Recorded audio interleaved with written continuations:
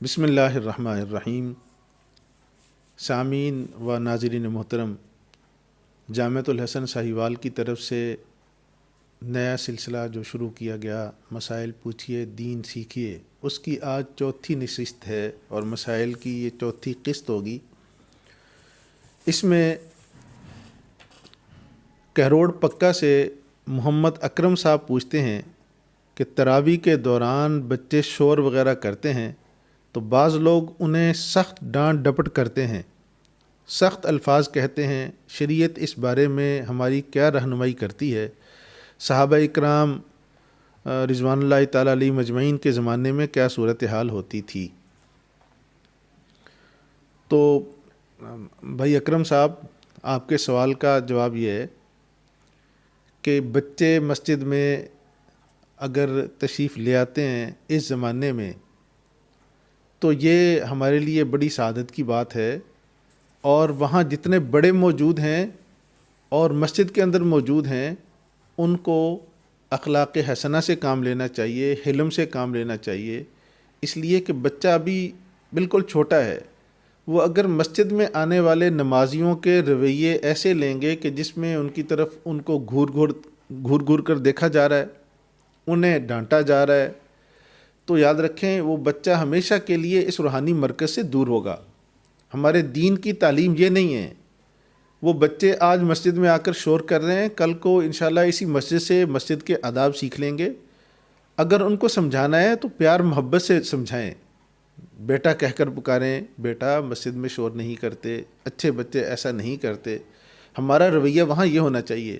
بہت معذرت سے ہمارے برے صغیر میں جو رویہ ہے بچوں کے ساتھ، چھوٹے بچوں کے ساتھ مساجد میں، یہ ہمیشہ کے لیے رویہ ان کو مساجد سے دور کرتا ہے۔ دست بستہ گزارش ہے کہ حلم سے کام لیں۔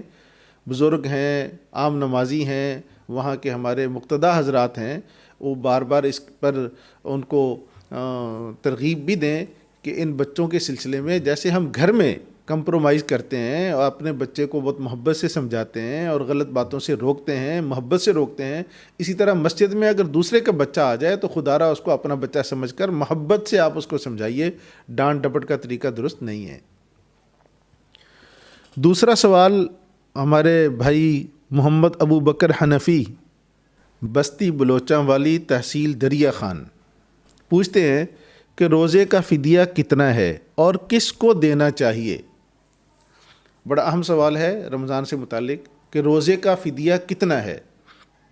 تو یاد رکھیں کہ شریعت نے جو گندم ہے اس میں نصف سا اور باقی 4 چیزوں میں 1 سا مقدار مقرر کی ہے کہ اس سے فدیہ ادا کیا جائے۔ اب سا کتنے کا ہوتا ہے؟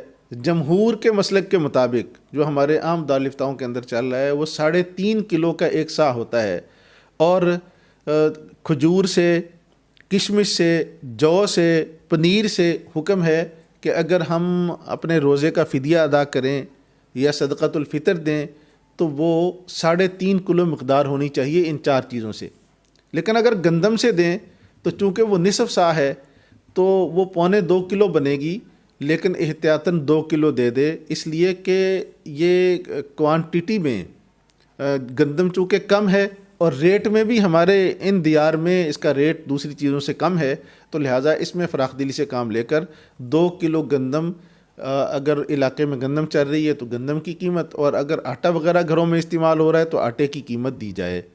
دوسرا سوال یہ ہے کہ کس کو دینا چاہیے؟ ویسے تو جو بھی مستحق ہے اس کو دینا چاہیے، مگر اس میں شرط یہ ہے کہ مسلمان مستحق ہو۔ یہ چیز یعنی صدقۃ الفطر اور فدیہ صوم کسی کافر کو، غیر مسلم کو نہیں دیا جا سکتا۔ تو لیکن اس میں پھر ترتیب یہ ہے کہ آپ ایسے مستحق کو دیں جو مستحق ابھی سفید پوش ہے اور وہ بیکار پن کی طرف نہیں گیا، آپ اس کو دیں تاکہ وہ بیکار پن سے رک جائے، بیکاری نہ بنے۔ اور دوسری وجہ ترجیح یہ بھی ہے کہ اس میں یہ دیکھیں کہ جو آدمی صوم و صلات کا پابند ہے، اس میں کچھ دینداری ہے، وہ اس کو ترجیح دیں، اس لیے کہ اس کا تعاون ساتھ صرف انسانیت کے ناطے اس کے پیٹ بھرنے کی حد تک نہیں ہوگا، عبادات کے اندر بھی آپ معاون بنیں گے۔ اور سب سے بہترین مصرف یہ ہوتا ہے کہ آپ دینی ادارے جہاں مسافر طلبہ ہوتے ہیں ان کو ایسی چیزیں دیا کریں اس کی وجہ یہ ہے کہ وہاں جو پڑھنے والے مسافر طلبہ ہوتے ہیں ان کو آپ اگر یہ اپنے صدقات وغیرہ دیتے ہیں، یعنی فدیہ اور صدقۃ الفطر یا زکوٰۃ ہے، عشر ہے، تو وہ آپ کا یہ فرائض بھی ادا ہوں گے اور یہ آپ کے لیے صدقہ جاریہ بھی بن جائیں گے۔ آپ دین کی نشر و اشاعت میں بھی شریک ہو جائیں گے، اور جب تک وہ الحمدللہ جیسا بھی گرا پڑا ہوگا حافظ عالم، کم از کم 5 وقت کی نماز پڑھے گا، قرآن کریم پڑھے گا۔ لیکن عام طور پر جو عام مسلمان ہیں جو روزہ خور ہیں، آج کل نظر آتا ہے کہ وہ مارکیٹوں میں مانگ بھی رہے ہیں، اگرچہ وہ مستحق ہیں، اور لیکن سر عام روزے کی توہین بھی کر رہے ہیں، نماز تک نہیں، روزہ نہیں رکھتے۔ تو ایسے لوگوں کی حوصلہ افزائی کرنے کی بجائے دیندار طبقے کی حوصلہ افزائی کرنا چاہیے۔ تیسرا سوال ہارون آباد سے ہمارے ایک بھائی پوچھتے ہیں کہ تراویح میں سورہ فاتحہ کے بعد جو سورت پڑھتے ہیں تو کیا قرآن مجید کی ترتیب کے مطابق پڑھنا چاہیے؟ ہاں دیکھیں، افضل تو یہی ہے کہ ہم فرض نماز کے اندر پڑھیں یا سنن کے اندر پڑھیں یا نوافل اور تراویح کے اندر پڑھیں تو قرآن کریم کو ترتیب سے پڑھنا چاہیے، بے ترتیب پڑھنا خلاف ادب ہے۔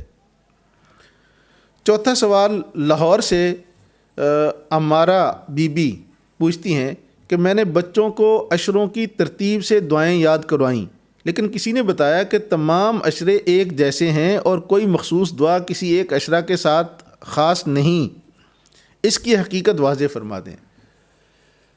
3 عشرے ہیں اور تینوں عشروں کی الگ الگ دعائیں کیلنڈروں کے اندر بھی لکھی ہوتی ہے اور خطبہ اس کی تلقین بھی فرماتے ہیں، اور اس کی حقیقت سمجھ لیجئے کہ آقا کریم صلی اللہ علیہ وآلہ وسلم نے ایک روایت میں فرمایا ان رمضان کے تینوں عشروں سے متعلق، اولہ رحمہ و اوسطہ مغفرہ و آخرہ عتق من النار۔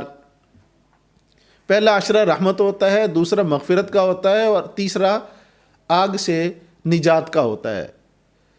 تو علماء نے لکھا کہ یہ عشرات چونکہ پہلا اس کے اندر وہ سراپہ رحمت ہوتا ہے، آسمان سے موسلا دھار بارش کی طرح رحمت برس رہی ہوتی ہے، تو نیچے اگر مانگنے والے اللہ تعالیٰ سے اسی رحمت کا سوال کریں تو یقیناً وہ اپنی جھولیاں بھریں گے اور وہاں کی بدلی رحمت کی یقیناً مانگنے والوں پر برس جائے گی۔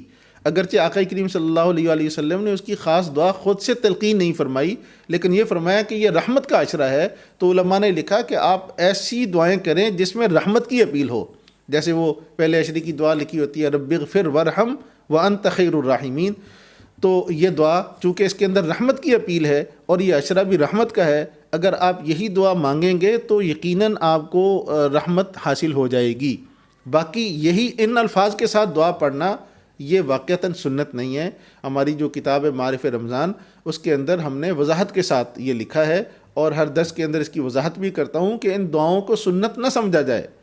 باقی دوسرے عشرے کی اوسطہ مغفرہ، وہ مغفرت کا ہے، اس میں اللہ جل جلالہ کی صفت غفوریت اپنے پورے جوبن پر ہوتی ہے، تو نیچے اگر بندے مغفرت مانگ رہے ہوں گے تو یقیناً مغفرت ان کو جلد نصیب ہو جائے گی۔ اس لیے اس دوسرے سے متعلق تسبیح تلقین کی جاتی ہے، استغفر اللہ ربی من کل ذنب واتوب الیہ، یہ پڑھ لیں۔ اور آخری عشرہ چونکہ آگ سے آزادی کا ہوتا ہے تو علماء نے لکھا کہ اس میں اللہم اجرنی من النار پڑھ لیں۔ یہ الفاظ اگرچہ سنت سے ثابت نہیں ہیں، لیکن ان عشرات کی حقیقت سنت سے ثابت ہے، اس کے مطابق علماء نے یہ دعائیں تجویز کر دی ہیں۔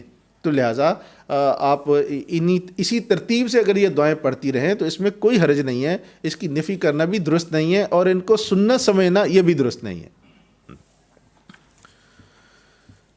5واں سوال ہمارے بھائی امین شاکر امین پور بنگلہ سے پوچھتے ہیں کہ روزہ کی حالت میں نیم کی مسواک کر سکتے ہیں یا نہیں؟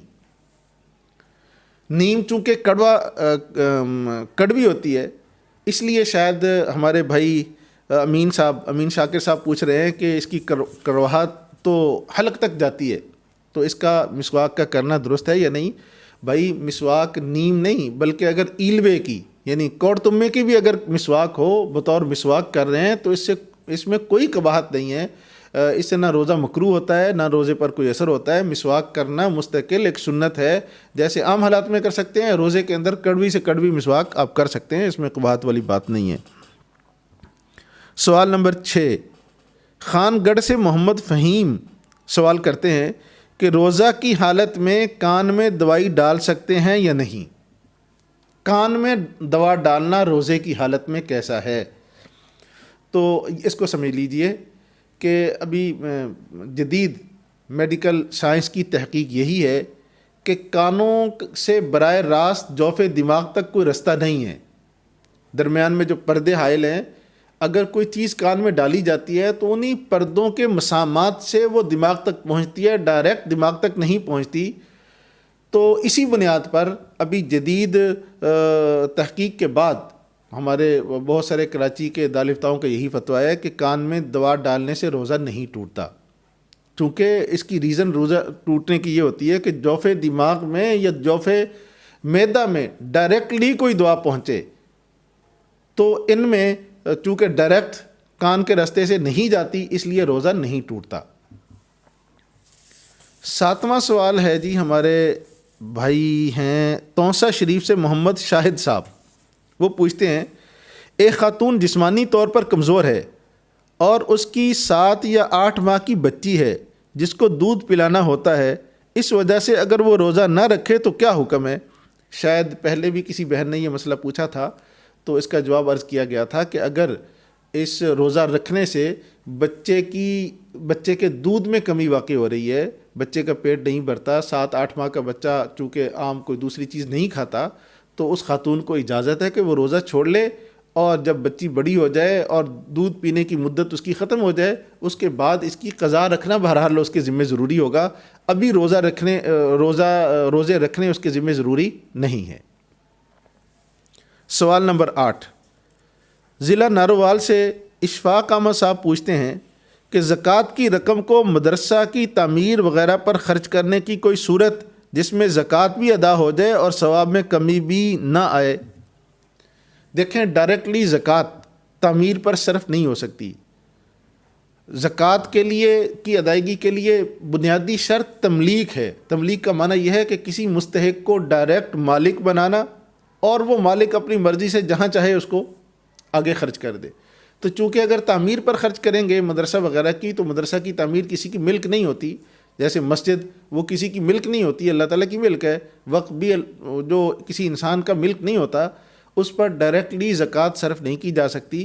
البتہ اس کا طریقہ یہ ہوتا ہے کہ کسی مستحق کو دے دی جائے اور اس کو ساتھ ترغیب دے دی جائے کہ بھائی اس مدرسے پر آپ خرچ کر دیں. اگر وہ اپنی خوش دلی سے خرچ کر دے تو اس کو پورا اجر ملے گا عطیہ کرنے کا، پھر اس میں کوئی قباحت نہیں ہے، لیکن ڈائریکٹلی خرچ نہیں ہو سکتی. آگے 9واں سوال ہے جی، مولانا ندیم صاحب بہاول نگر سے سوال کرتے ہیں کہ اگر عشاء کی جماعت میں ایک شخص شریک نہیں ہو سکا، بعد میں اکیلے بغیر جماعت کے فرض ادا کیے، تو بعد میں کچھ تراویح بھی پڑھیں، تو کیا وہ وتر کی جماعت میں شریک ہو سکتا ہے؟ یعنی مولانا ندیم صاحب کے پوچھنے کی غرض یہ ہے کہ ایک آدمی فرض کی جماعت میں شریک نہیں ہوا، تراویح بھی ساری نہیں پڑھی، لیکن آخر کی مثال کے طور پر 4 پڑھ لی، 6 پڑھ لی، 8 پڑھ لی، اور اس کے بعد اس نے وہ وتر امام کے ساتھ پڑھ سکتا ہے یا نہیں؟ تو فرض اس نے الگ سے پڑھ لیے اور اس کے بعد تراویح میں شریک ہوا اور پھر امام کے ساتھ وتروں کے اندر شریک ہونا چاہتا ہے، تو شرعاً اس کی اجازت ہے، وہ وتر امام کے ساتھ جماعت کی صورت میں پڑھ سکتا ہے، اس میں کوئی قباحت نہیں ہے. باقی کچھ اور بھی سوالات ہیں، انشاءاللہ آئندہ نشست میں ان کا جواب دیا جائے گا. آپ سے درخواست ہے کہ اگر آپ کو آپ کے علم میں اضافے کا ذریعہ یہ سوال بنے ہیں تو آپ ان کو آگے ضرور شیئر کر دیجیے گا، کئی مسلمانوں کا بھلا ہو جائے گا.